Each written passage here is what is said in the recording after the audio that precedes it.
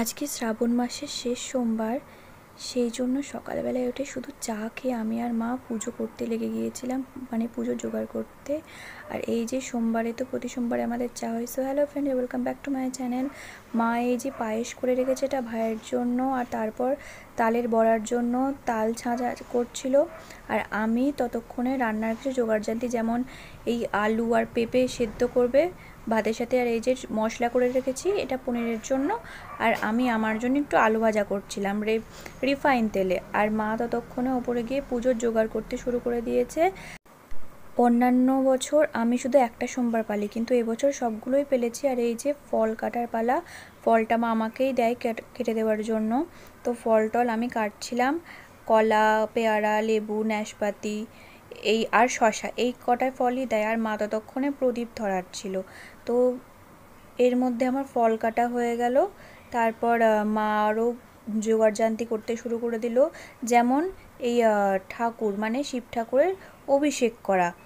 এইটা প্রথম সোমবারে আমরা করিনি, তবে তারপরে সমস্ত সোমবারে এইভাবেই ঠাকুরকে স্নান করিয়েছি। আর তারপর একদম সিংহাসনে যেটা করে সেটা হচ্ছে প্রদীপ ধূপ ধরানো। আর এই যে মা মুছে রাখছে ঠাকুর, এইটা হচ্ছে আমাদের কাশি থেকে আনা, আমার ঠাকুমা এনেছে। আর নিবেদন, কলার নিবেদনটা আমিই করি, তার তার আগে মা করে।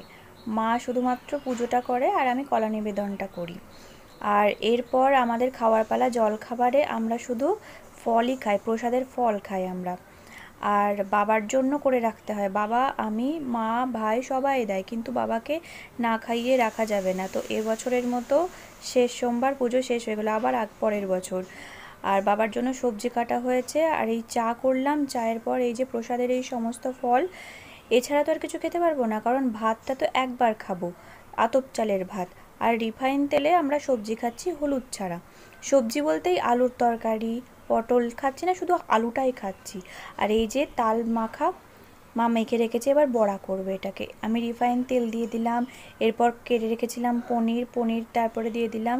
আর এই যে মশলা, টমেটো, লঙ্কা, আদা আর হচ্ছে বাদাম আর চারমগজ, এই কটাই দিয়েছি। আমি জানি না এই পনিরটা তেলের মধ্যে দিতে গিয়ে আমার এত ভয় কেন লাগে। কার কার ভয় লাগে তোমরা বলো, আমার তো খুব ভয়। তারপর মশলাটা দিয়ে দিলাম পনির ভাজার পর। বাকি পনিরটা রেখে দিয়েছি, কারণ অতটা লাগবে না। আর মায়ের বাড়িতে তৈরি ভাজা মশলা, হলুদ দিইনি, হলুদ ছাড়া খেতে হবে সেই জন্য। তারপর পনির দিয়ে দিলাম, পনিরটা কষা হয়ে গেলে এবার দিয়ে দেব জল হালকা করে। তারপর ঢাকা দিয়ে রেখে দেব যতক্ষণ না পনিরটা হয়ে যাচ্ছে। এই যে পনির হয়ে গেছে। আমি একটা ভুল করেছিলাম, এর মধ্যে মেথি পাতা দিয়ে দিয়েছিলাম। মা বলল আজকে শাক খেতে নেই, আমায় জিজ্ঞেস করতে পারতিস। তারপর মা ভাইয়ের জন্য তালের বড়া ভাজলো।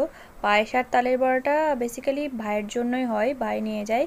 আর তালের বড়াটা ভাজার পরপরই 10টা মতো আমি খেয়ে নিয়েছি। তালের বড়াটা দেখো রেডি হয়ে গেছে। তো আজকের মতো এইটুকুই থাক। আর কমেন্ট করে বলো এবছর কটা সোমবার পেলেছো। তো ওকে টাটা, বাই বাই।